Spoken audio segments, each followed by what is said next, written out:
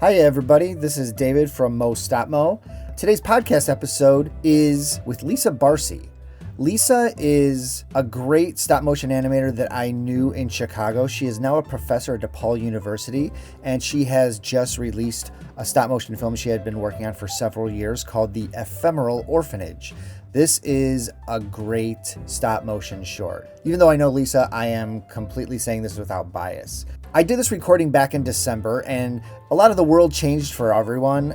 We are kind of in a holding pattern right now.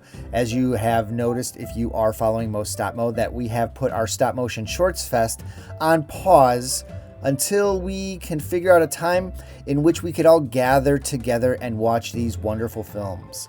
I realize a lot of festivals have gone online right now, but in order to honor the festival entrance, and also to kind of build this community, hopefully back up after everything is resolved with this pandemic, we will be able to see films in person and with each other. That being said, I'm still going to hold off a little bit and have our festival still slated in a brick and mortar building in Oakland sometime in the hopefully near future.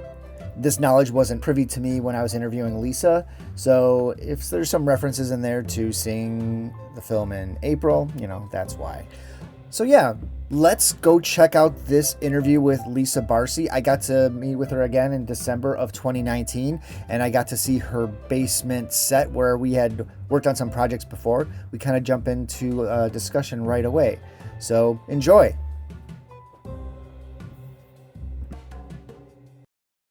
I feel like you're a very established artist and very professional artist, but you also are an outside artist, or you gravitate towards that. I feel like that's kind of, I don't know. It's like when I hear outsider art, especially like Intuit Gallery, for an example, in Chicago, like my friend was a curator for a while, and they said they almost look for people who have like mental challenges. I think that happens a lot just because those people have been traditionally marginalized, and that, I guess in its simplest definition, it's people who didn't go to art school.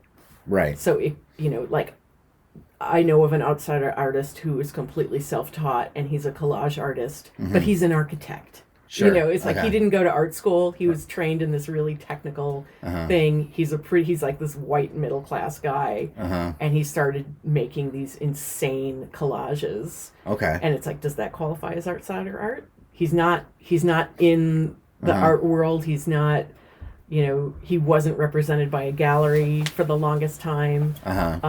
It sounds similar to what you're just saying, because it sounded like you would get more into the technical aspects of things. Yeah, and I think that was one of those things when you're a kid and you're thinking about being an artist, you think that's what it is. It's like every kid has a different definition of what it means.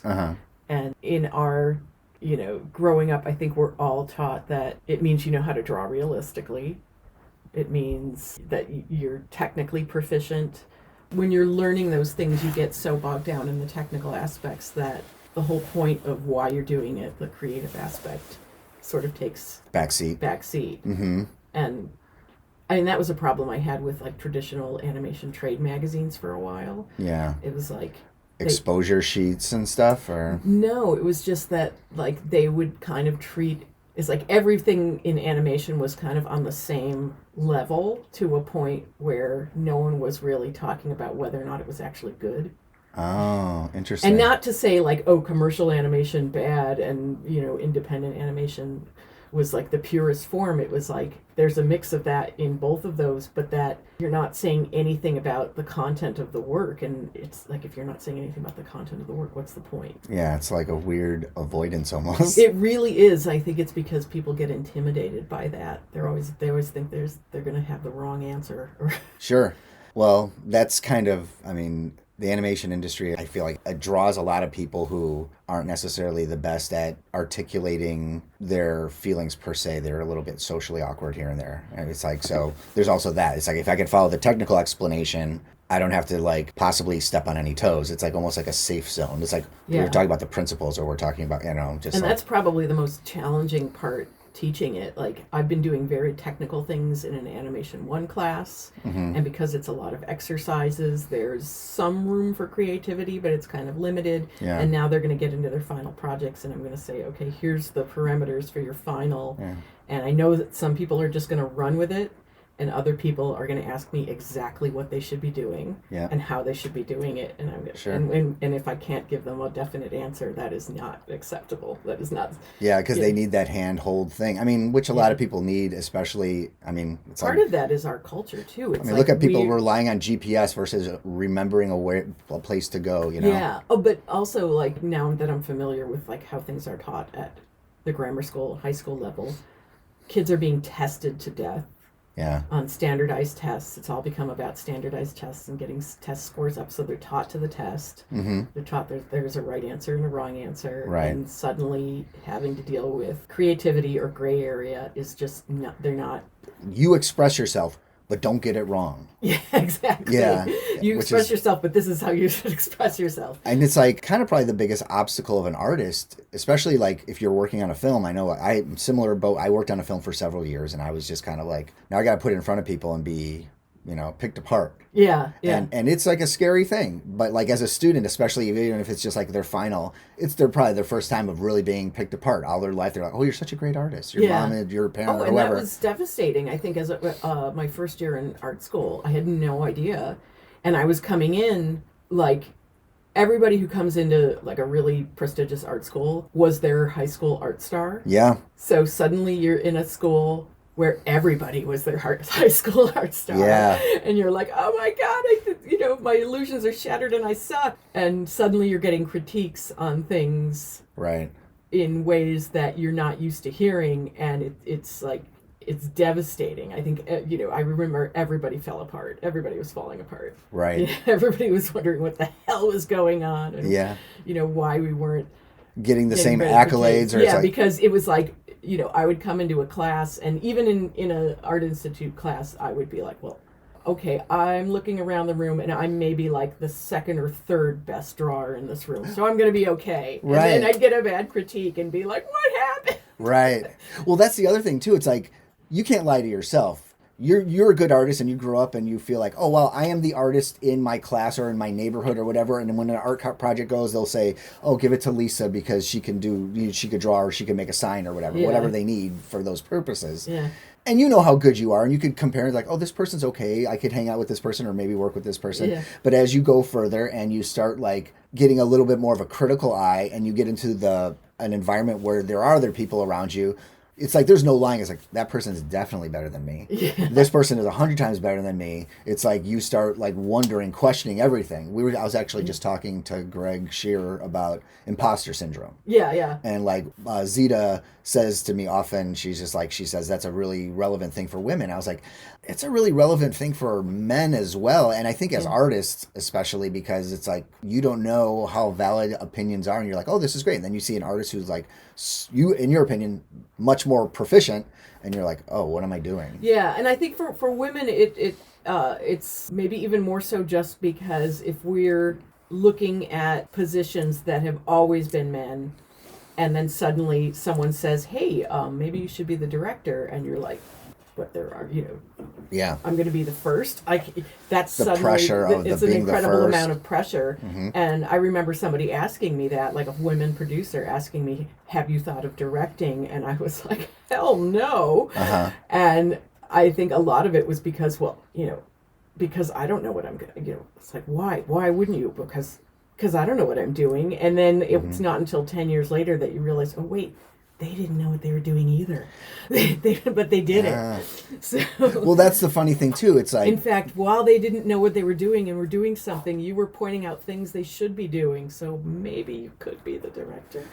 Well, yeah, I mean, and that's the thing. It's like the thing is, you are a director, and you are a director in other people's eyes. But the thing is, applying for a job or faking it until you make it, or even faking it and not making it, but making it enough. I could understand then. I think especially like as a white male growing up, you are kind of more encouraged to jump out and take a risk. Like, you want to direct? It's like, yeah, I'm a director, versus like maybe be like, oh, I don't have any examples. Like people would say, oh, and I'm not at all comparing myself, but how your family says, oh, you'll be the next, Walt Disney, you'll be the next Steven Spielberg, you'll be the next X, Y, or Z. There are not a lot of those equivalents, especially to us growing up. We're pretty much the same age. It's like, oh yeah, I mean, what I got was Mostly from older relatives. It's also an immigrant mentality sometimes, in that if you didn't come from a creative family to begin with, it's like the caste system almost. It's the feeling of, what are you going to do with that? Often what I would hear from older relatives, and they'd be talking to their friends, and they'd say, that one's at the Art Institute, or that one's at an art school. That one. They'd go, she could always teach. And so for the longest time, I was like, screw you, I'm not going to be teaching. Right, yeah. And then, okay, I'm teaching. But you're also making films. But I'm also making films. And also I realized, like, teaching it was this mentality as if teaching was like the worst possible thing that could happen. Like, be a doctor, be a lawyer, it's whatever. Like when Mary in It's a Wonderful Life turns out to be a librarian. It's like, oh my God. Yeah, there's like, she's an old maid. She's down at the library. And now I'm thinking, oh, that sounds great. How many cats does she have? Did they live in the library? Yeah. I mean, I have a couple of friends who are librarians, and I was like, oh, they are like some of the happiest people I know. It's like being able librarians are the most badass people I know. And in fact, as somebody who... Mostly women that I know, too. I realized that as somebody who cuts up a lot of books for her artwork, I suddenly realized I have a lot of librarians at my back. I have a lot of librarians I have like 3 really good friends who are all librarians and who love, more so than, it's like they really, really appreciate the work. And I was like, oh, that feels so good. Oh, I thought you were going to tell me for a minute when you said that at your back. I thought they would be like, how dare you destroy a book? No, they're like they'll be your biggest defenders. Really? Yeah. That's cool. Yeah. They it's because they understand why books are valuable, but they also aren't fetishists about it. Sure. Yeah. Like, everything has its place, and you're taking something and making something great out of it. And it's like, okay, this book is really outdated information full of either like gender or racial stereotypes. Pick and choose and make something out of that. And I found it in the thrift store, which means that its next stop was a dumpster. Sure. So. Yeah. Yeah, you're saving it from being landfill. You're making art out of it. Yeah, we talk about that in the collage community. So let me kind of circle back. I know we've been talking a little bit, and this is all everything. Great. And I'm going to do a little preface kind of introducing you. So I'm talking with Lisa Barcy. She is a animator, and she is a professor over at DePaul University. You've been working at DePaul for 12 years, you were saying. Yeah. And you kind of helped build this department to where it is now.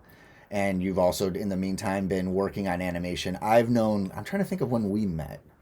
We met sometime like around the Mike and Wendy, like, because Wendy was good friends with Diane, and there was probably some sort of crossover. When there was this rotating cast of freelance animators in Chicago. Did you work at Calabash? I did. Okay, so there might have been that too, because I worked at Calabash for a bit. Yeah. Since you've been an animator for probably at least 20 years. Well, it depends on when you start.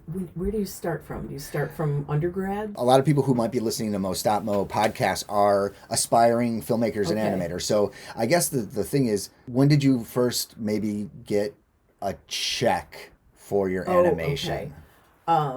Probably the 90s? Probably mid-90s? In the late 80s. Oh. When I was still a student, and I was probably just working at like Encyclopedia Britannica or something like that. And what did you do for them? We made children's films that put children to sleep.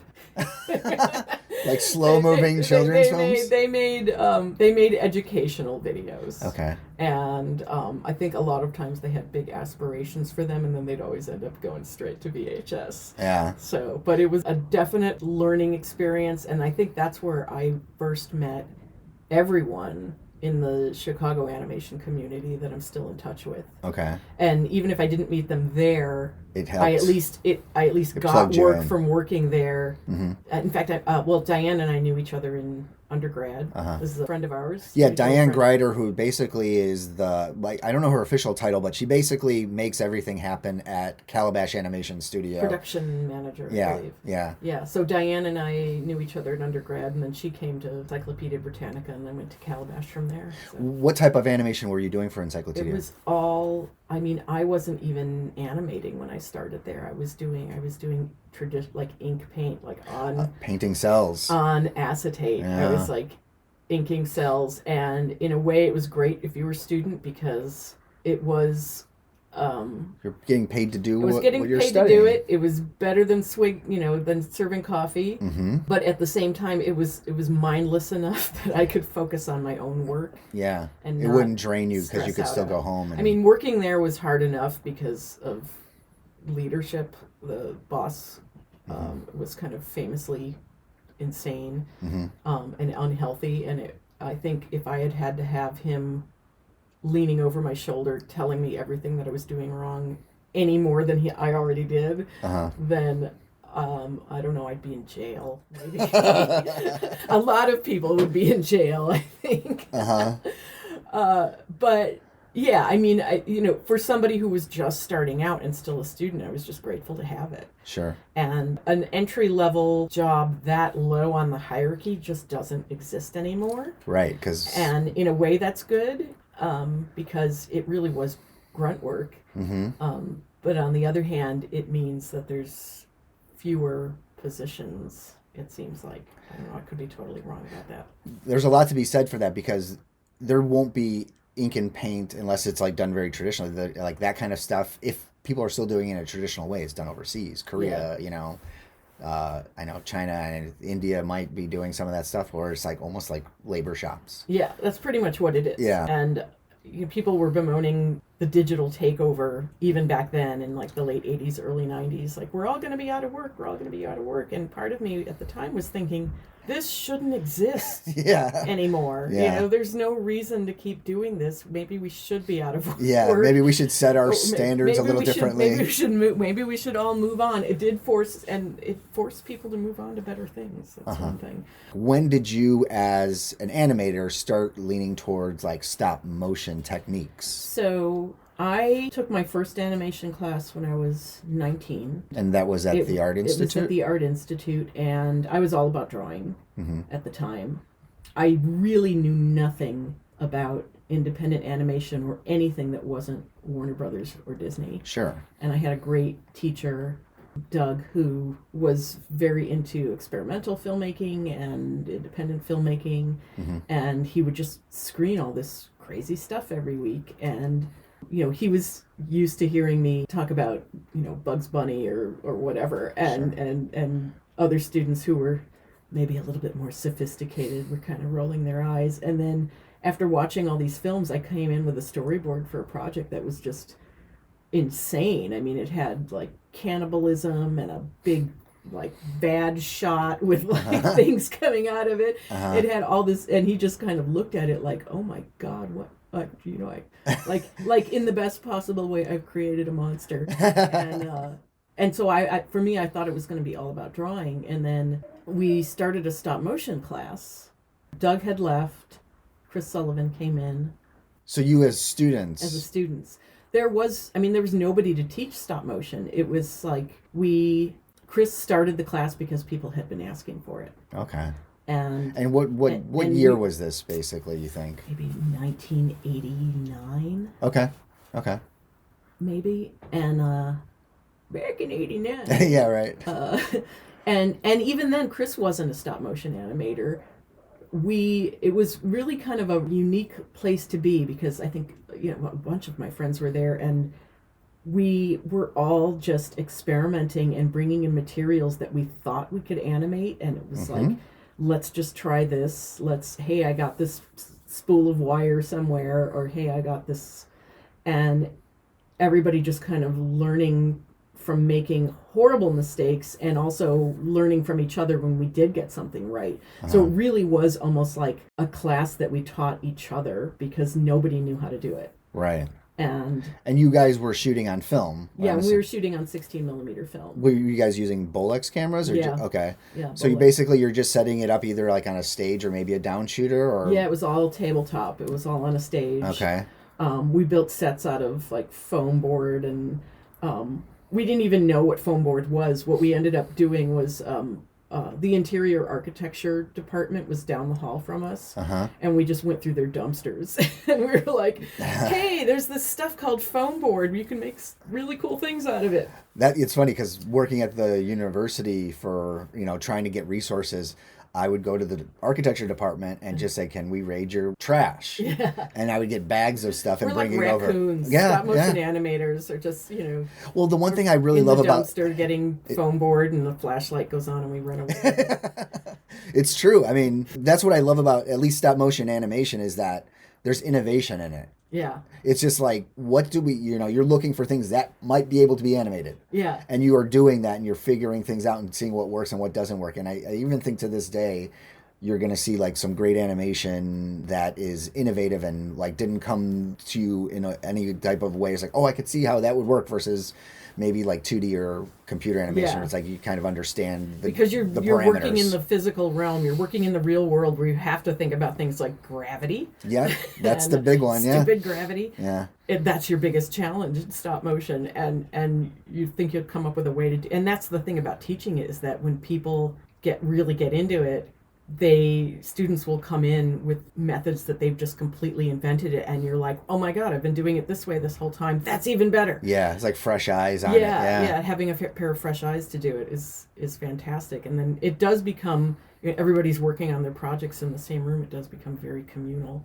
So, and which is nice because the other side of that is that you're working alone in a small room for hours and hours and hours on end, which is weird. It's like when someone says you're a director, I always feel like, I guess I am, although living in a world full of live action filmmakers who are on sets dealing with several different people coming on. So many different people and so many spreadsheets and so many legal documents and all this crap that you don't have to deal with. I feel like, well, am I a real director? And that speaks to the imposter syndrome that I think animators have sometimes as filmmakers. It's like, are you a real filmmaker? Yeah. Yeah. I mean, it's like knowing what you want, but the thing also is like, how many people do I really need to communicate this to versus handling it myself? Or because animation can be very autonomous, or maybe you have a small crew. Yeah. And I mean, when I think about the live action world, for a while I thought, well, maybe I want to go study live action, and then honestly, every time it just came back to, I don't want to deal with that many people. Yeah, that's true. Yeah, it's different. That's something you want to hear from a teacher too. So I don't want to deal with people. Well, I mean, it's kind of keeps your students in check a little bit. It's like, do you have a good question, or do you just have like an inane question? Yeah. I mean, that's probably not the best thing for a teacher. I told a class once. I was teaching a class once where I said somebody had asked about how many group projects do we have, and I said, you're not going to do any group projects, and the entire class just went, oh, thank God. And there is a value in working with other people, but sure. I think as animators, maybe we tend to have limits. Yeah.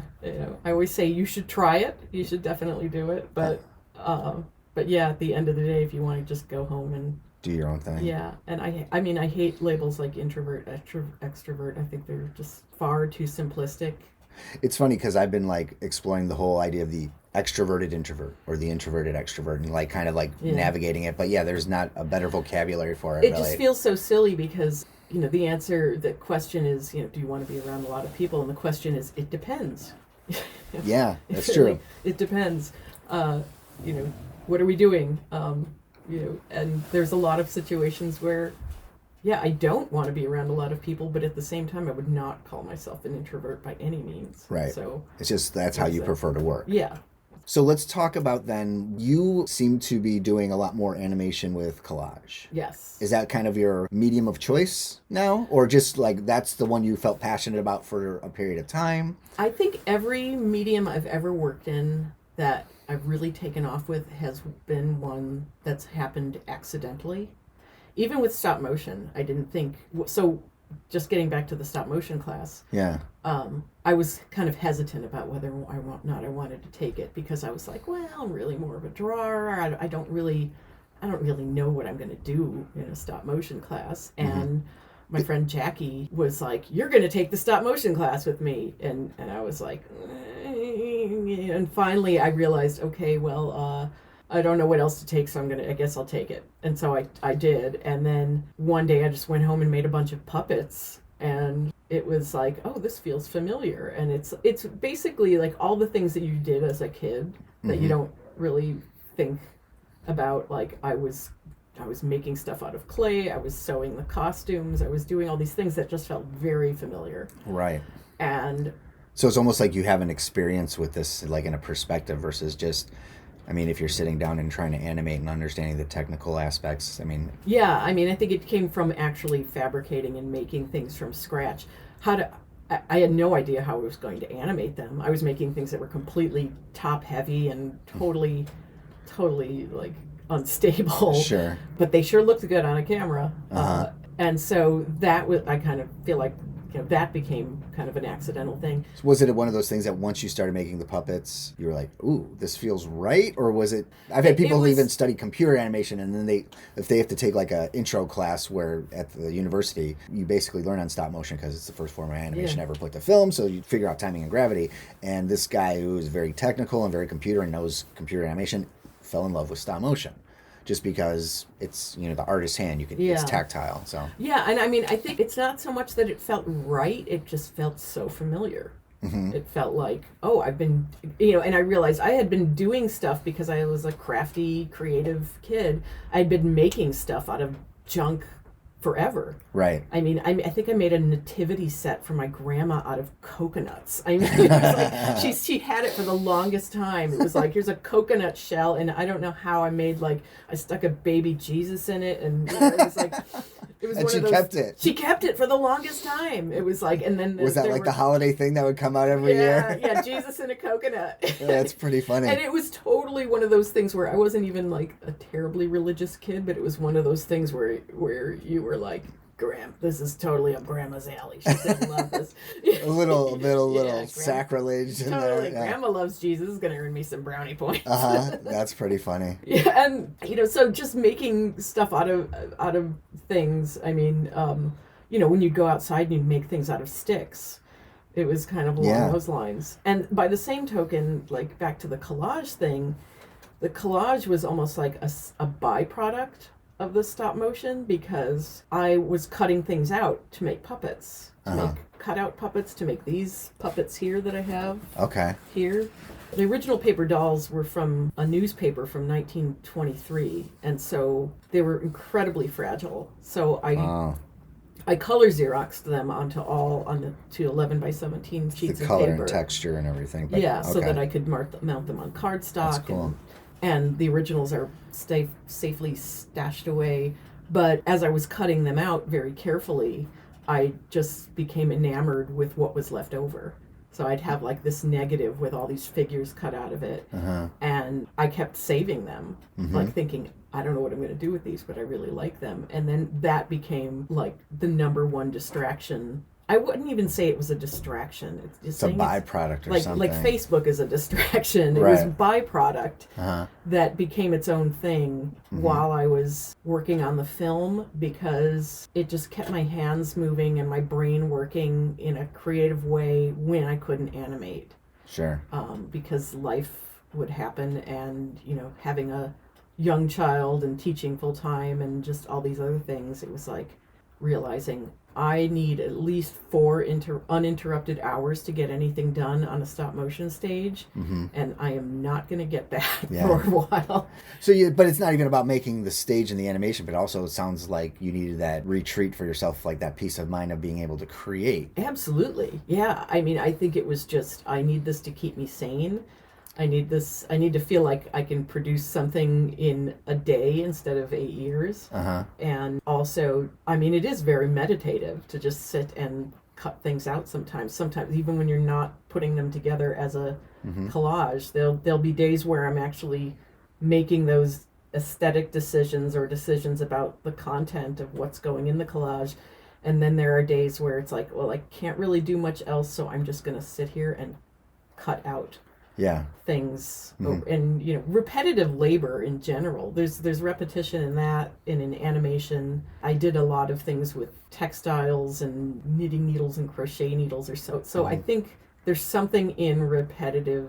It satisfies the brain stem somehow. The repetitive nature of certain art practices. I think, which is why I've always been I'd be a terrible conceptual artist, because You always have to break the bounds and not follow what you did before. I need to just kind of sit and do something for a very long time. So woven structures are really, anything. That's interesting. I never really thought of, and this is just me not being someone who works with fabric much, knitting. Of course it's repetitive. Yeah. And of course it's soothing. And it's like one of those things, you're doing this and you're doing your own thing and you're just kind of locking in. Yeah. And that's one of those funny, because that's one of those things I started saying to students where they'd say, like, they'd kind of fake complain that animation is a lot of work and that they hate it, or whatever. And I'd say, so is knitting a sweater. Stop complaining. Yeah. Well, it's like everything is a lot of work. Everything. Yeah. And I was like, it's always a lot of work. Or they'd say they didn't want to do stop motion because it was a lot of work. And I was like, says the person who just spent a month in Maya rigging a puppet. Well, you bring up a good point there that I want to jump onto. I have a studio space in Oakland, and when our film moved from San Francisco to Oakland so we could finish it, I actually literally had to build the walls in the studio and everything. And I do found object sculpture as well. So like there's a little works area I have, and then there's this 8x8 by 10 foot tall booth that we have a set in there. And I would show people when they would come to like First Fridays in Oakland, which is like a big thing. A lot of people come by. I would open it and they would see the set. And they're like, oh my gosh, is that stop motion? They're like, that must have taken forever. Yeah. And they're just like, that must, stop motion, it's so cool, but it just seems like it takes so long. I was like, I don't think it takes any longer than any other form of animation. I just think it's about where you're putting your energy. It's like you're saying, totally. It takes forever to rig something. Yeah. It's a total trade-off. I mean, I was doing a lot of sand animation, and I would mix that in with the stop motion, and people would be like, sand, oh God, no. Right. And I'd say, you realize how much simpler this is. You're dealing with so little technology, and it's basically you and a paintbrush and a pile of sand. Right. You have so much less to worry about things going wrong. And I don't think anybody was buying it, though. I don't know if they believe me. But. Well, it's funny because there is that perception. It takes too long. And then the other thing is that stop motion is obsolete. When we would give tours, I would just like, stop motion is as obsolete as a hammer. Yeah. It's like one of the oldest tools out there that for animation. It's as relevant as for what you need it. Yeah. So that's our super capitalist mindset. It's the same. If it's like not like some like streamlined digital process or I don't know. Well, I think it's like, I mean, it's obsolete according to whom. Right. It's obsolete maybe because it's really difficult to make a living as a full-time stop motion animator. But think about all the other art forms where it's extremely difficult to make a living. Yeah, like a painter. And no one says, I mean, well, people have said painting is obsolete. But it's always ridiculous. Yeah. To my mind, as long as people want to do it, it's not obsolete. Well, I also think that if they're saying painting is obsolete because like digital technology, is that the thought? Oh, there's been so many different times people have said painting obsolete. I mean, when photography came around, they said painting is obsolete. So the whole thing is like there's a perception, especially, and I see the pendulum swinging back and forth right now. I think there was more stop motion shorts up for Academy Awards this year that have three. I think 3 of them were all stop motion. And like not to take away from like the winning of feature animation, but like Missing Link, a stop motion film up for Academy Award. Yeah, and even last year, if you look at Spider-Verse. Yeah. People are getting tired, I think, and this will happen ever throughout time, of looking at what is the innovation, and then the innovation just becomes like boring. Even like Toy Story, I guess, won because I haven't seen Toy Story 4. I saw it. And I hear it has a very good story. Yeah.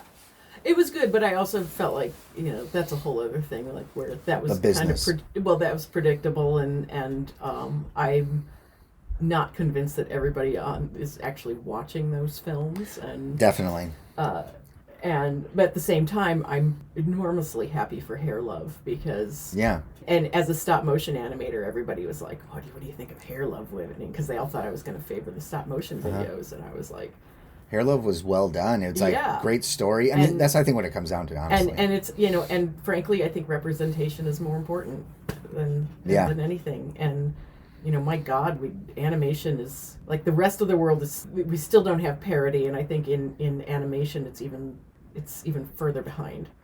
But I mean, speaking about, we were talking about when everyone's like, "Oh, that's so much work." Yeah, right. Yeah, part of me is like, so? Yeah.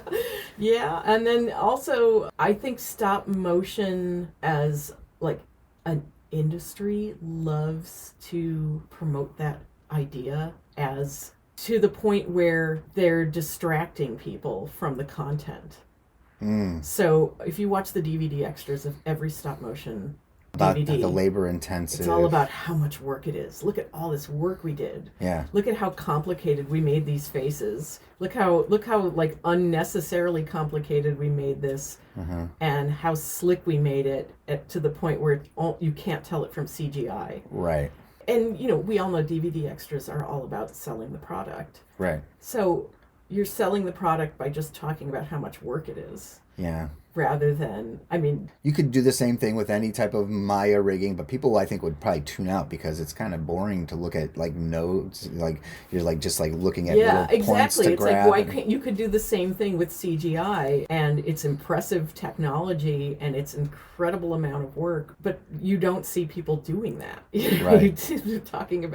They always talk about how much story is important, but then when they're touting it, they're always, so I'm always like kind of critical when the best thing they can say about their process is that it's a lot of work. Right. I love Fantastic Mr. Fox. We just watched like that. One of my favorites. My daughter loves that. She has to watch Isle of Dogs. Yeah. And we're watching the extras, and one of the producers on the extras is like, it says something to the effect of, yeah, it's a lot of work, and I'm misquoting. I'm totally going to misquote it, but it was to the point where her position was better because she didn't have to do it. Like, I'm glad I'm not having or to do saying that was like or describing the amount of labor as the worst part of making the film. Like, oh, God.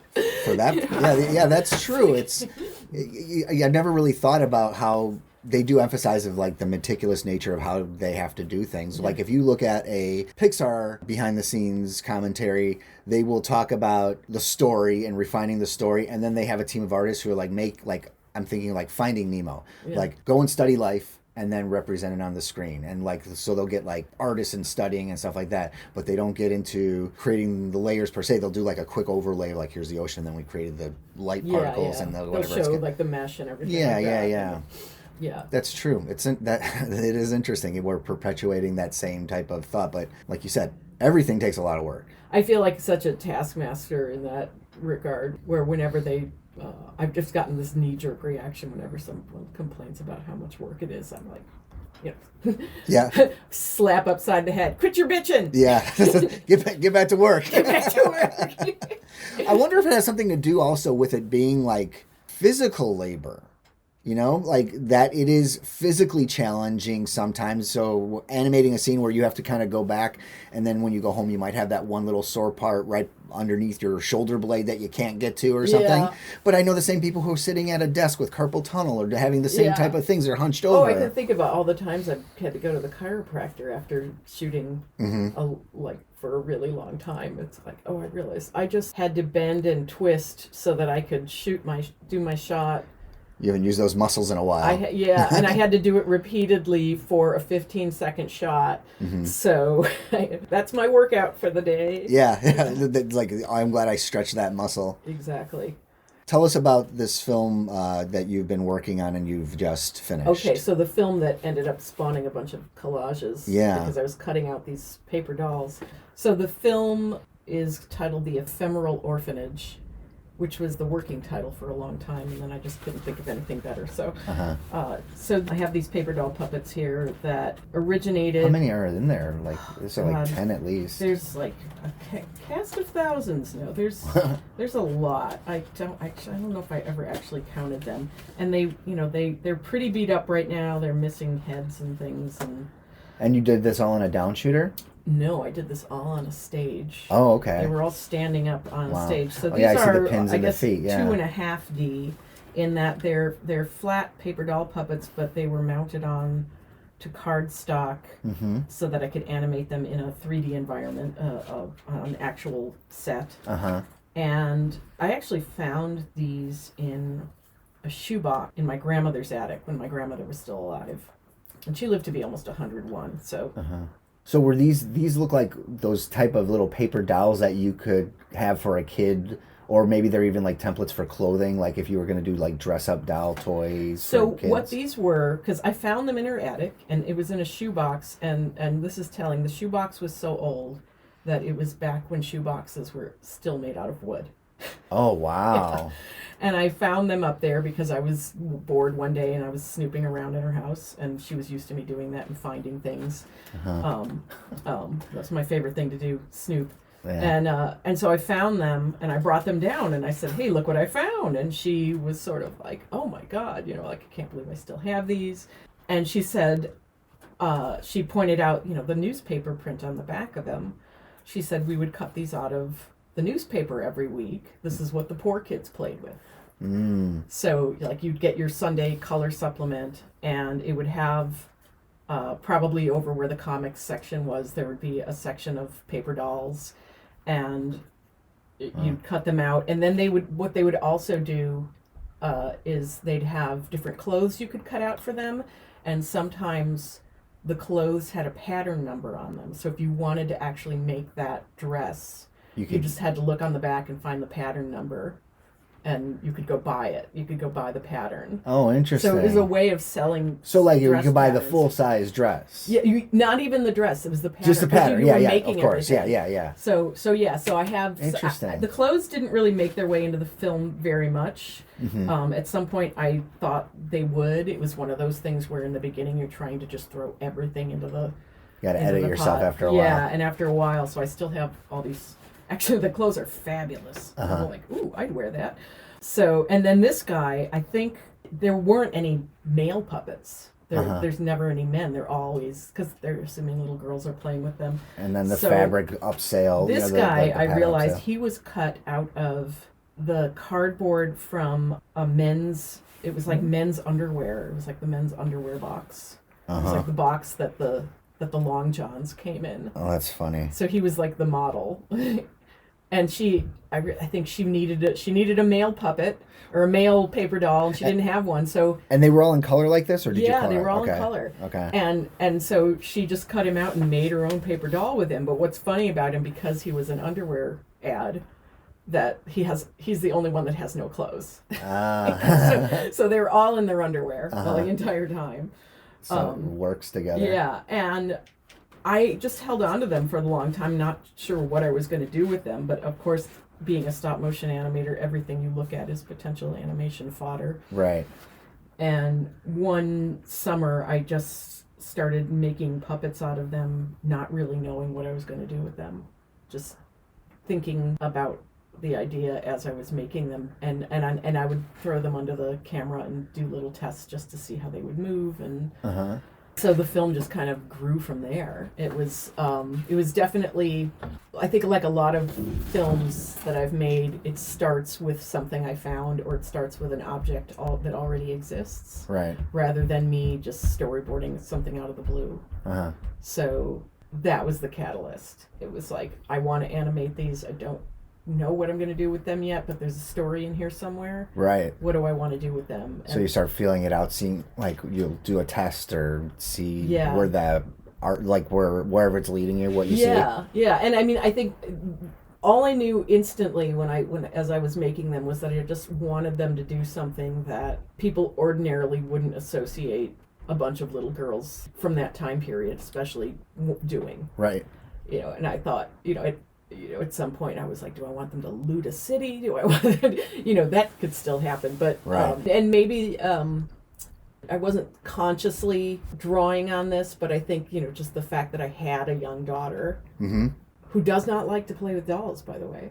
Oh, interesting. Okay. She could care less about You had too many dolls around when she was growing up, maybe? She really likes animals. She likes stuffed animals and ponies and things like that, but human dolls just doesn't care. Yeah. Well, I feel like that's also kind of like, there's a creepy factor that comes in at a certain point where it's almost like finding those type of things, it almost becomes like recontextualizing things that were supposed to be marketed in a very intentional way to young girls. And then like you see how these things get older or age and decay. And then it's like, this has a whole different feeling, this wholesome thing that is a little bit strange, which honestly lends itself really well to stop motion, because stop motion has a little bit of that creepy factor in it. I didn't really expose her to a lot of the creepier dolls that I had, because Sure. I didn't want to scare her away, and but it wasn't that she was creeped out by any of them. She was just sort of like, not interested. So it was funny because, down in the basement there's Mommy's dollhouse. Right. There's all my papers. I'm going to go downstairs and play with my dolls. Right. You stay up here and do whatever it is you do. That's funny. And she said that she's like an artist in her own right. Yeah, I mean, she draws constantly. Kind of like you did. Day. You used to draw a lot, you said, when you were younger. I did, but I think she does it even more. And she has a sketchbook with her all the time. Cool. And, maybe I didn't at the time because I didn't have artist parents who... Like said, a I sketchbook didn't realize was that a was thing. a thing that you could. Right. That was a thing you could do. So you were responsible for spawning another artist. I didn't mean to. I really didn't. I Nature nurture. In right? fact, for the longest time, she did not want to draw. She absolutely refused, and she would just hand me the pencil and say, "You do it." And so I just thought, well, it's not her thing. I'm not going to push it. Maybe she'll be a doctor. Yeah. Which, fine. Yeah. Everybody go, because your So mom you'll be whispering and be like, that one's going to be a doctor. Yeah. That one's going to be an accountant. Yeah, well, and people would tease me. They'd be like, oh, you're an artist. Your kid's going to grow up to be an accountant, just to rebel. And I was thinking, that's great. She can do my taxes. Yeah, this is finally someone could navigate the freelance stuff. Because I'm going to need somebody to take care of me in that regard when I'm old and crazy. So now that she's an artist, I'm totally screwed. Yeah. Now you guys are all going to be looking for an accountant. Yeah, so even though, it was funny because making the film, it was kind of she knew it was going on, but she wasn't really interested. How old is she? She's 12 now. And so you've been making this 8 years, this film. Yeah. So it's always been around in the background for... It's always been around in the background. And I have photos of her when I was priming pieces of the set because I was going to paint them. I was just priming them with gesso. Yeah. I have pictures. She wanted to help, and I have pictures of her in her bathing suit in the backyard helping me prime the set, and she's like 4. Yeah. And it's that labor that we were talking about. All she knows is that I'm building something. Does she have her credit in the film? She does. There you go. What is her title for the credit? She actually has voiceover credit. Oh, so she worked her way up through the system. She was doing more. I don't even know that she knows she's in it. I had some old recording. Well, when she was very young, she figured out how my Zoom recorder worked. And so I found a bunch of stuff she had recorded on it. Oh, perfect. And I was like, great. That works well for the kids and everything. Yeah. That's cool. Yeah, we weren't sure we could use it because we weren't sure about the quality or not, but we did actually use a little bit of it. There's another kid who does most of the voiceover, and that we actually recorded intentionally. Because by the time we got around to doing most of the sound, she had aged out. It was like, sorry, you're too old now. Right. You don't sound like a kid anymore. Yeah. Oh, that's funny. You sound like a teenager now. They're like, can you do this thing? He's like, all right, let's go play. Yeah. He's got a cigarette dangling from his mouth. Well, I'm just realizing now then this is, for your family, an intergenerational project. It's puppets from your grandmother's attic, and your child is in it. Yeah, God, I hadn't even thought about it. I did, and I put my grandma in the credits too. Oh. And I hadn't even thought, it's not like I was purposely making a film about my grandma. That wasn't the intention at all. In fact, I thought, well, my grandma was great, but, our lives were pretty boring. So it's not like I have some really amazing family history. And so I think I hadn't even thought about what she would think of it. And really, honestly, what I think now is when I ask myself that question is, I think she would be totally confused. I think that's how that works, though. It's like, I visited my mom while I was here, and I'm showing her some of her stuff, and she's like, so, okay, are you happy? is this making you happy? I'm so excited. That's all that matters. Yeah. That you're happy. And you're not asking for money. So that's a big thing, too. Yeah, so. Watching films with my grandma was always a real insight into, I think that was the thing that was funny. What's funny is that was the thing that really made me understand the impact of film language. to sit and watch a movie with somebody who didn't grow up watching films and who didn't grow up watching TV, and for whom film language, which is so innate that we don't question why things make sense, why certain shots make sense, to watch it with somebody who would see a series of shots that would make perfect sense to us and have to constantly ask what's happening. Right. It was really interesting to be like, how can you not garner what is happening from this series of shots? Right. Or she would always say, well, who is that? Why are they there? And I'd say, well, we're going to find out. Just sit and watch for a minute. You have to sit and watch for a minute. And it really was like watching a movie with a 4-year-old. Yeah. In that sense. It sounds condescending, but... Well, no, actually, to be honest, and I won't say who this is, but somebody I see films with often, she'll just be like, why is this? I was like, just take a breath and just let it unfold and see how it goes. And I think there's a part of it of like, do I want to invest my time?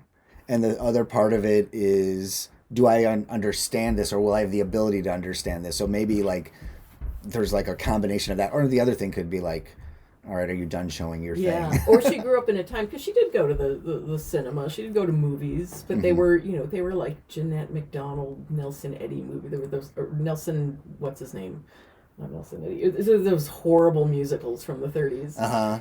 Well, it's just somebody singing a song, or I mean, so the narrative or even is laid out so plainly. Or even if you go like to silent pictures where they would go silent and then they tell you what's going on and they go silent. Yeah. So if you're used to that, then suddenly having a slow reveal is totally frustrating. Yeah. Which by this, I said horrible musicals from the 30s. I actually love. I mean, I grew up watching a lot of that stuff because my parents never took us to the movies.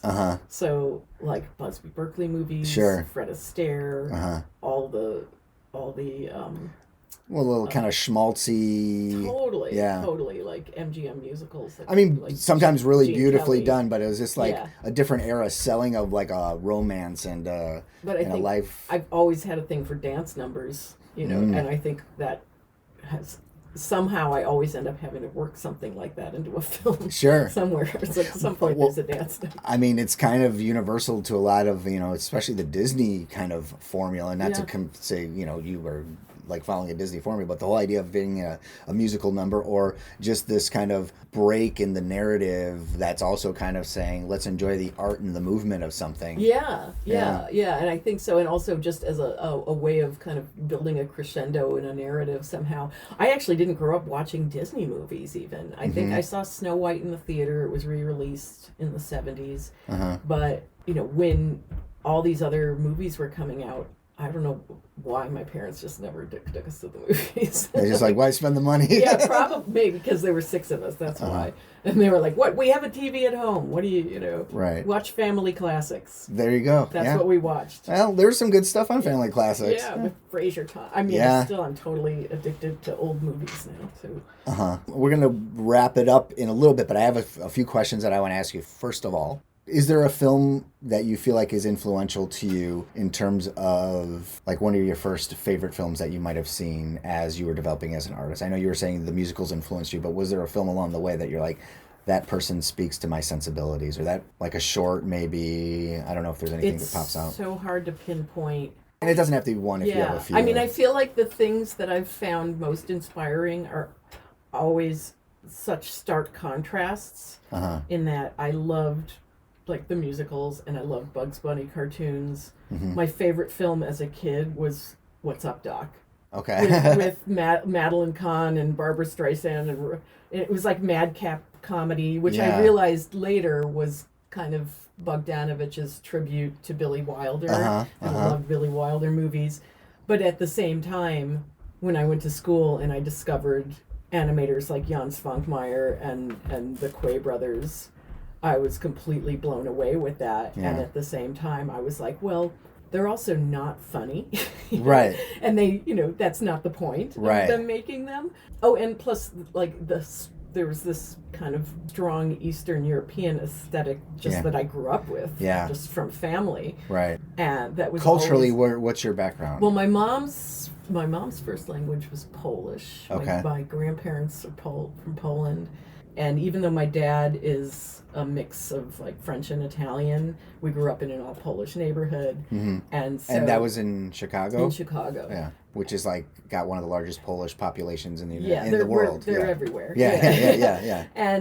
And so that was kind of, that aesthetic was really kind of present, and at the same time, there's something a little patinaed and dreary about it. Mm-hmm. And at the same time, I was really interested in comedy, and then became interested in dark comedy. Mm-hmm. And so I think it was just a kind of playing around with, how do I combine these two? Not consciously, but it was one of those things where I liked making these things that had all this texture and all this dramatic lighting. Right. But at the same time, I wanted something hilarious to happen. Yeah, well, it's like the whole thing of just kind of like doing something so deadpan serious and then adding that moment of tension and then releasing it with some sort of whatever that might be. Yeah. I mean, in this film, in a way, is probably like, I realized after I watched the final cut, I think I accidentally made a children's film.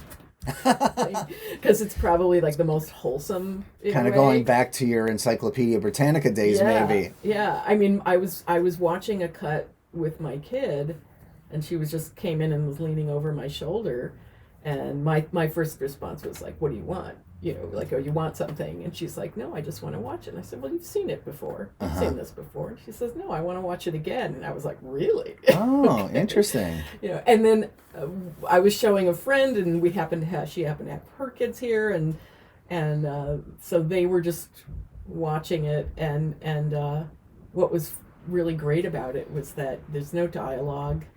Some of the adults were like, what is that happening? Why is this happening? And the 8-year-old totally got it. Sure. The 8-year-old knew what was going on. Yeah, it's like maybe adults are closing doors in terms of what they understand as a narrative, whereas a child is kind of just, no, it's right there. Yeah, and I mean, I was sort of like, oh, I didn't really mean to make a children's film. I'm complaining that animation's like stuck in a children's, in the children's ghetto for a long time. Right. And at the same time, I made something that I guess maybe it's not a children's film, but you could speak to children. You could show it to them. Well, I guess there's one part that maybe a children's film festival might find objectionable, but who cares? I'm not going to enter those. So speaking of festivals, you have been involved with the Kolaj Festival in New Orleans, right? Yes. So, and that's been around for like a few years now? So they just had their second year. And now this Kolaj has been a magazine that's been around for some time. That's been around for a few years, and it's run by Rick Cassini-Cador, who is a resident of, I guess, both Vermont and Montreal and New Orleans. That's good. Different times. When the shit hits the fan, he has a place to retreat to somehow. Yeah, and he's just tireless. And Paloma Treca and I had proposed, when they were looking for speakers and people to propose things for the festival, we proposed the film screening.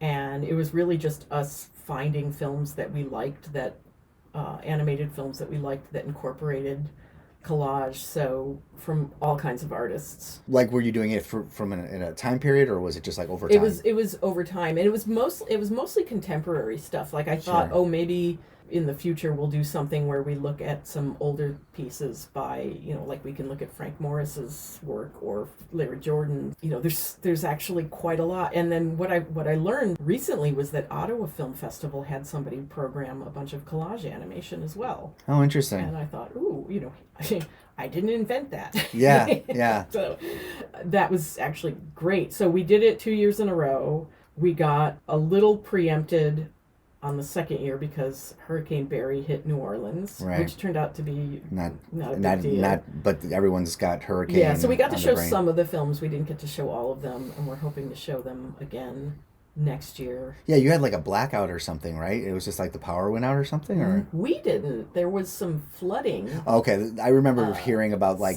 they just had to shut it down. Yeah, they had to shut it down.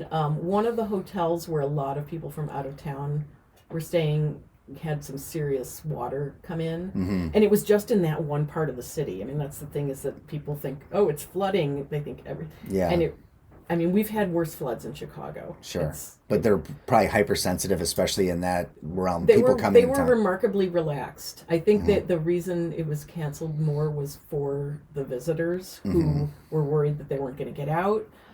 It also creates accessibility issues. So if you are a person with a disability, it became an issue. Yeah.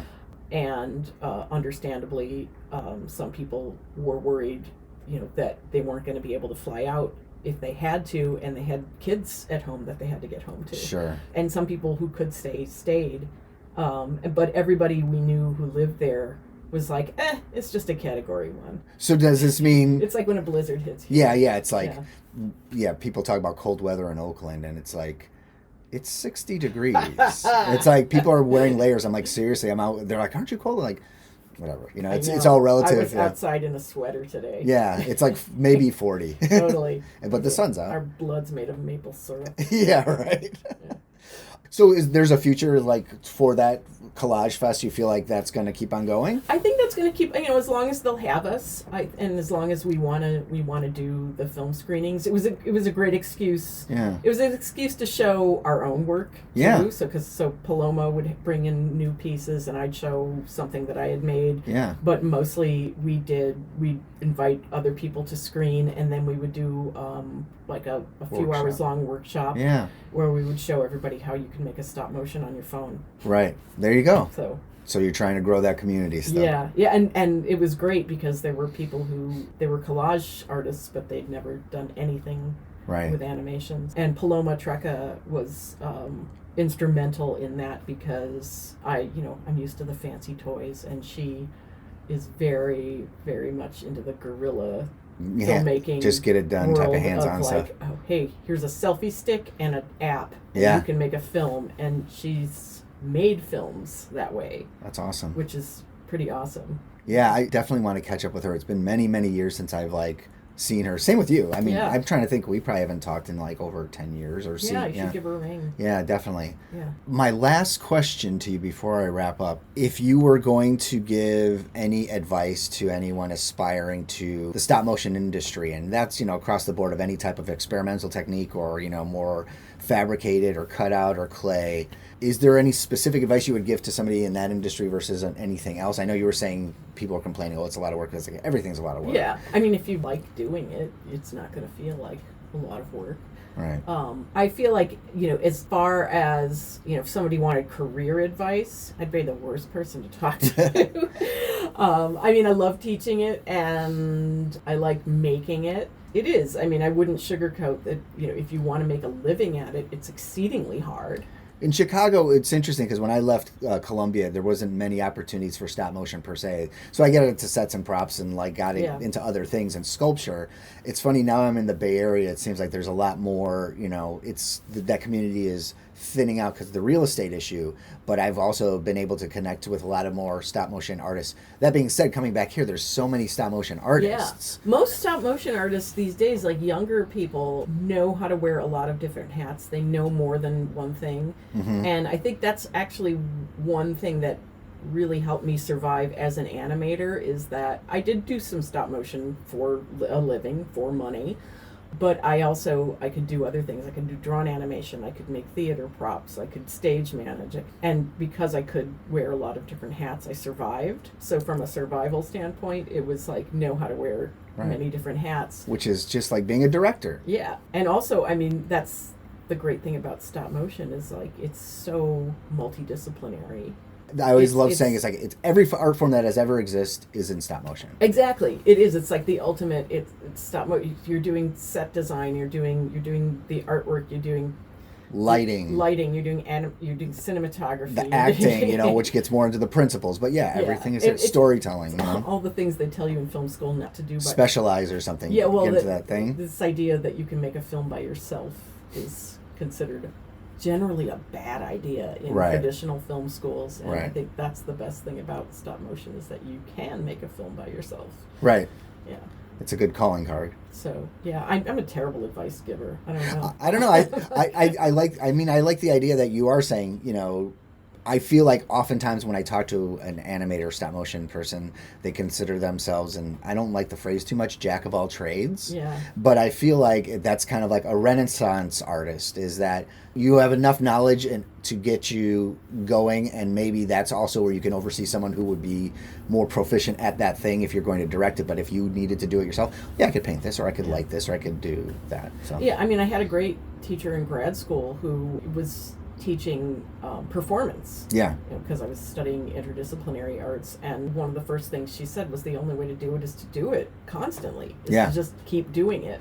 Yeah. I mean, there's nothing worse than somebody who's constantly talking about their film and they never actually make one. Right. So, So there must be, like, just kind of touching that, 8 years of a filmmaking process, and now it's not on your shoulders anymore. Yeah. I mean, on that level, it's on your shoulders. On other levels, like, now you have to, like, make sure that it's ready, and you're going to put it into fests, and you're going to put it out to the world. Yeah, and there's just kind of like, it's in its management stage. Yeah. But at the same time, while I was doing it, I had another creative outlet, so I didn't get completely frustrated or stagnant. So that was the great thing about the collage.